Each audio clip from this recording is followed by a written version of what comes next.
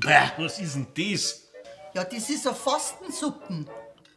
Du willst sagen, fast eine Suppen. Hast du da das Suppenfleisch noch einmal durchgezogen, oder was? Was heißt da Fleisch? Das ist ein richtiger Gemüsesud.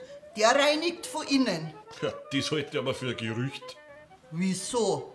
Ja, so wie man nach dem Gemüsesuppenzeug halber stinkt, ist das innen drin niemals sauber. Geh du voll Teufel, du!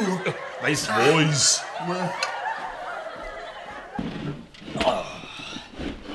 Grüß euch. Hallo. Servus. Braucht ihr die Karten? Ja, bitteschön. Bitteschön. Dankeschön. Darf ich euch dabei schon was zum Trinken bringen? Ja. Du? Ja, eine Johannisbeerschorle bitte. Und für mich ein helles bitte. Eine Johannisbeerschorle und ein helles Kippt sofort. Danke. Du hast doch gesagt, du willst 14 Tage kein Bier mehr trinken. Ja, schon. Aber ich habe nicht gesagt, was für 14 Tage.